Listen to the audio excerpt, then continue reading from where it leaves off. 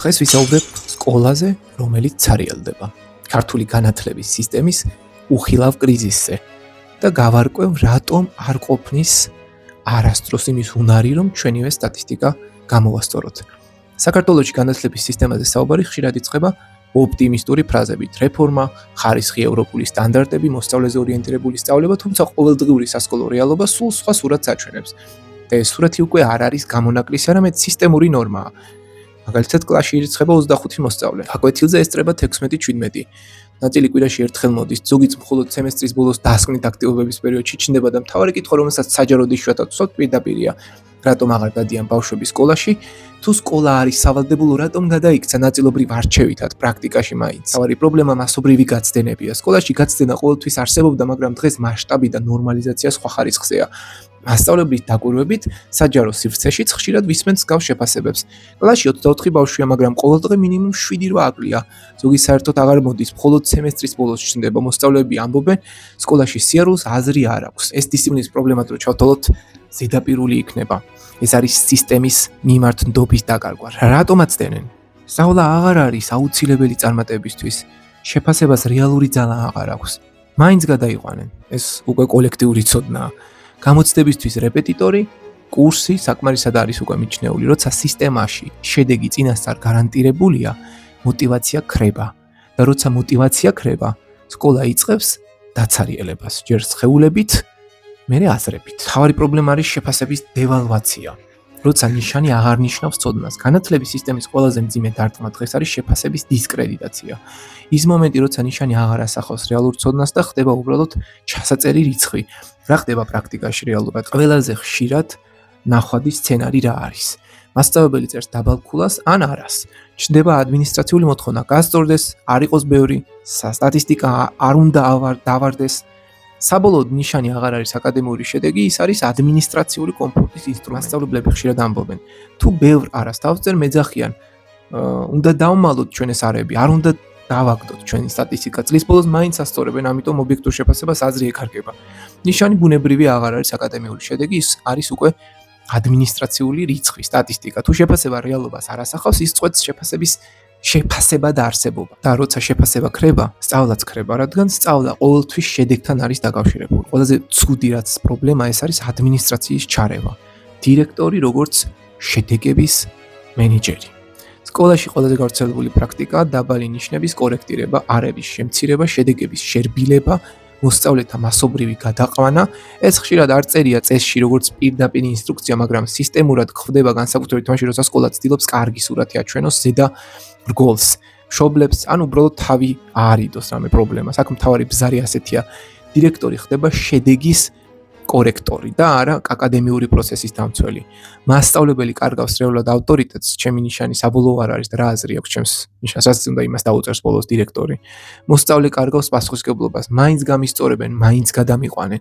სკოლა კარგავს სანდოობას, ნიშანი არაფერს აღარ ნიშნავს. ამ მომენტში სკოლა უკვე აღარ არის მასწავლებელი, ის არის ფორმალური ადგილი. კლასში დატოვება ზოგადად არ შეიძლება. ეს პასუხისმგებლობის გაუქმების მექანიზმია თითქოს. არსებული პრაქტიკა რეალურად გამორიცხავს მოსწავლის კლასში დატოვებას, ან მინიმუმ აქცევს უკიდურეს იშვიათობად. ფორმალურად შეიძლება ითქვას, რომ სისტემა ითვალისწინებს ხარდაჭერას, რემედიაციას, კომპენსაციას. რეალურად კი სკოლა ხშირად არჩევს უმტკივნეულო გზას. გადავიყვანოთ. რა ვუყოთ კოჭაძეს, ხო? რა ვუყოთ ამ კოჭაძეს, ა? რა უნდა ვუყოთ? გადავიყვანოთ მერვე კლასში და ის იქნება. მაქსულელისგან მაიცა. რა ვუყოთ ამ კოჭაძეს? რა? რა უნდა ვუყოთ, ბატონო? რაც 30 წლის განმავლობაში არაფერი შეუვიდა თავში, ახლა რა ეშვენება ვითომ, ა? მიეჩით ატესტატი და გავუშვით. ეშევა მოისმთქოთ ერთი მაქსულელის. რა ვუყოთ კოჭაძეს? რა უნდა ვუყოთ? დადგენილი სულელი. იცე დიპლომი და წავიდე სადაც. რა ვუყოთ ამ კოჭაძეს, ა? იცე ხარის. ვის რა დაუშავდება ხელფასი რომ მოეღოს? რა გაცხარა ნინიკوارს. რადა სერაფიონ კოჭაძის დისერტაციაზე რეცენზიის დაწერა დამავალეს. ხედავ ძალიან გავს კიკნაველიძის ახლახან დაცულ სადოქტორო თემას. მემართალი გითხრათ შემეცოდა და მსვლელობა რომ ისწემოდა შრომას პირველ ორ გვერდზე დადებითი მოსაზრება გამოთქვა. დანარჩენ გვერდებზე გავაკრიტიკე და დავასაბუთე, რომ შრომა ფუნდამენტალურ გადაკეთებას მოითხოვს. კოჭაძეს აუღია ჩემი რეცენზია, პირველი ორი გვერდი შეუსწორებია. დანარჩენი გვერდები საერთოდ ჩამოუშორებია. ჩემს მაგივრად მოუწერია ხელი და ასე გაუგზავნია დასამტკიცებლად. არა ამ საქმეს მე ასე არ დავტოვებ. დაანებე თავი არ გის მაქსულეს გამდენი ამბისაკრა. რაზე მიეცით კოჭაძეს ასე უმართებულოთ ჩემი ლანძღვის უფლება? რატომ არაფერი უთხარ? რა უნდა უთხრას მაგას კაცმა? სულედია. როგორ გაბედა ისეთი ცილისწამება და ასე უდიერად ლაპარაკი? რატო წახვედი? იქ რო ყოფილიყო ამდენს ვერ გაბედავდა. იმიტომ წავედი რომ ჩემი რეცენზია რატომღაც არ წაიგითხე და მე მართალი გითხრათ თავი შეურაცხყოფილად ვიგრძელი. რას გითხრათ ბატონო? მე ქართველი ჩამოვაყალიბე რომ კიკნაველიძის სადოქტორო დისერტაციის შემდეგ არ შეიძლება ამ თემის ასე გაშუქება. და იქ დავძინე რომ თავიდან ბოლომდე უნდა შეცვლილიყო. მე ხომ შეცვალა. არაფერი არ შეუცვლია სათაურის მეტი. რა უფლება აქვს? არამეცნიერულს რომ უწოდებ ჩემ შენიშვნებს. აუში კაცო სულელია. იქიდან მაგას გამოვეკეცი და აქ კიდევ აღარ მოვიცილე. როგორ მიეცით სადოქტორო ხარისხი? მე შავი ჩაუგდე და 20 კაცმა მაინც მითხრა შავი ჩაუგდეო და ხმები რომ დათვალეს. სამი აღმოჩნდა წინააღმდეგ. იმ სამიდან ერთი მე ვიყავი. ყველა ასე ამბობს. ახლა ჩვენია თმა რომ მიეცით, ხომ? გამაცადოს მაგრამ. თავი დაანებე გეუბნები. ჭკვიანი კაცი ხარ და რაში გამოგადგება იმ სულელთან ჭხუბი? ვისი ლექცია გვაქვს ახლა? სერაპიონ კოჭაძის. ორი საათი რა გაუძლებს მაქსულებს? წამო. დიდი მეცნიერი გაფრთხილდა. რა მოვიდა საწოდასო? სერაფიონ კოჭაძის აკადემიკოსად გასვლა ვერ აიტა. და რას მეუბნები? ირდა თავის მოკლა იმ სულელისთვის? მასწავლებლისა და მოსწავლის ხარეს ეს ქმნის ერთ საერთო შეტყობინება, სწავლა აუცილებელი არ არის, შედეგი მაინც გარანტირებულია. და როცა ეს შეტყობინება ფესვებს იდგამს, კლასში სიცარიელე აღარ არის უკვე მხოლოდ ფიზიკური არების გამო, არამედ ინტელექტუალური სიცარიელე იწყება. გაყინული თვალები. რემედიაცია რეალური მხარდაჭერაა თუ ფორმალური პროცედურაა? რემედიაცია რეალურად უნდა იყოს იდეაში რეალური მხარდაჭერა, დამატებითი დრო, მცირე ჯგუფები, ინდივიდუალური გეგმა, სწავლების ალტერნატიული მეთოდი, მაგრამ პრაქტიკაში რა ხდება? ფორმალური დავალებები ან საერთოდ რა დავალებებზე საუბარი.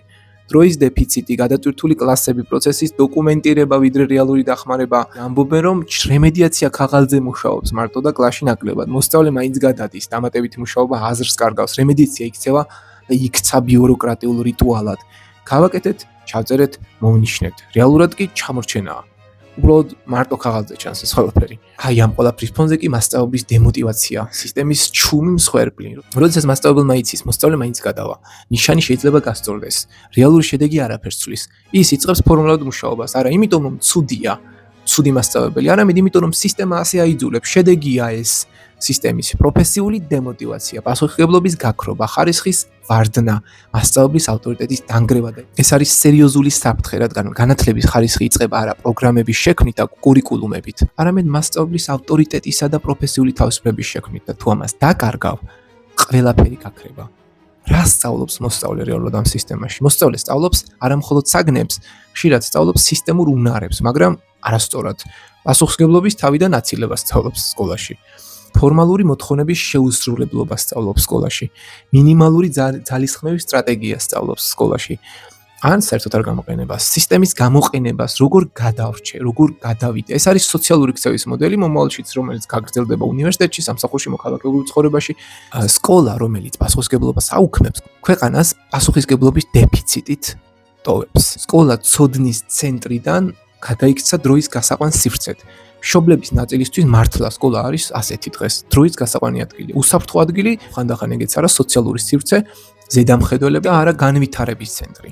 ან კრიტიკული აზროვნების სივრცე, ან მოქალაქეობრივი განათლების საფუძველი, ან სამოქალაქო პოზიციის ჩამოყალიბების, პასუხისმგებლობის გააზრების. ეს არის ინსტიტუციური დეგრადაციის ყველაზე საშიში ფორმა. როდესაც სკოლა რჩება კედლები, მაგრამ აზრი იცლება, ანუ არანაირი ფუნქცია აღარ აქვს მოსწავლეს. და მაინც ევროპული გამოცდილება როგორია? იქაც არის გაცდენები? რა რეაგირება როგორია? მოსწავლეთა გაცდენები და სკოლის მიმართ мотиваციის ვარდნა მხოლოდ საქართველოს პრობლემა არ არის, ბუნებრივია. პანდემიის შემდეგ ხო საერთოდ ბევრ ქვეყანაში გაძლიერდა. აქ შეიძლება გამოიკუთოს ქრონიკული გაცდენები, სკოლასთან გაუცხოება, ფსიქოლოგიური დაღლა, მაგრამ განსხვავება იქ იწყება, სადაც სისტემა რეაგირებს პრობლემის დაფარვით კი არა, პრობლემის მართვით. ფინეთში მაგალითად გაცდენა ხშირად განიხილება როგორც კეთილდღეობისა და ჩართულობის საკითხი. რეაგირება ძირითადად ხდება მხარდაჭერით, ოჯახთან სწრაფი კავშირი, სკოლის შიდა მხარდაჭერის ჯგუფები, ფსიქოლოგიური, სოციალური ჩართვა, ინდივიდუალური გეგმა. მთავარი პრინციპია, რომ სისტემა ეძებს მიზეზს და ეხმარება ნაცვლად იმისა, რომ უბრალოდ დააფიქსიროს და ჩამოწეროს და აღრიცხოს. გერმანიაში დასწრება როგორც მკაცრი ვალდებულება, ასეა განსაზღვრული განვითარებული და ამას დამატებული ალტერნატიული გზები. გერმანიაში გაცდენა მკაცრად კონტროლდება. პარალელურად არსებობს ძლიერი პროფესიული განათლების მექანიზმი, რაც ბევრ მოზარდს აძლევს პრაქტიკულ გზას, რომ სკოლა მათთვის აზრიანი გახდეს. საფრანგეთში არსებობს რემედიაცია, რომელსაც რესურსები აქვს. რემედიაცია არ არის მხოლოდ რაღაც შენიშვნა ჟურნალში.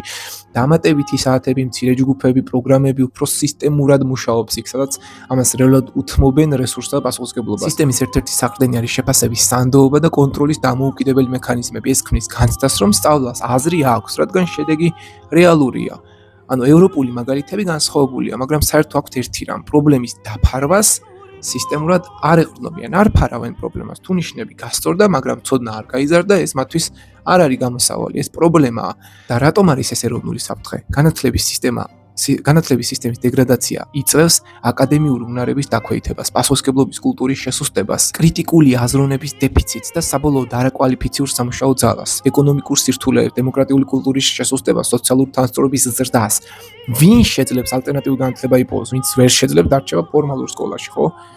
ეს არის ერთი ჯგუფის ნაწილი და ეს არის ერთი ჯგუფის ბრალი? ეს არ არის ერთი ჯგუფის ბრალი, მაგრამ პასუხისმგებლობა მრავალ დონეზე ნაწილდება. ბიუროკრატიული მართვის ზრდა, შედეგებზე ფორმალური ფოკუსი, ადმინისტრაციული პრაქტიკა, სტატისტიკის პრიორიტეტები, ხარისხზე არების გასწორება, როგორც პრობლემის მოგვარება, მასწავლებლის პროფესიული ავტონომიის შეზღუდვა, ხარდამჭერი რესურსების სიმწირე, განათლების ფორმალიზაცია, ქაღალდია მთავარი, პასუხისმგებლობის გადაბარება, გადაბრალება სკოლაზე. პრობლემა ინდივიდუალური კი არ არის, სისტემურია. თუ ეს პრობლემა არ აღმოიფხვრა, ჩვენ გვეყოლება ზარმაცი მოსწავლეები და ჩვენ გვეყოლება უნარო მასწავლებლები. პრობლემა არის სისტემა, სადაც დასწრება მნიშვნელობას კარგავს, შეფასება ფორმალობა, პასუხისმგებლობა გაუქმებულია, ადმინისტრაციული გადაწყვეტილება ცვლის აკადემიურ შედეგს, როდესაც მოსწავლემ იცის, რომ მას მაინც გადაიყვანენ. ეს პრობლემაა.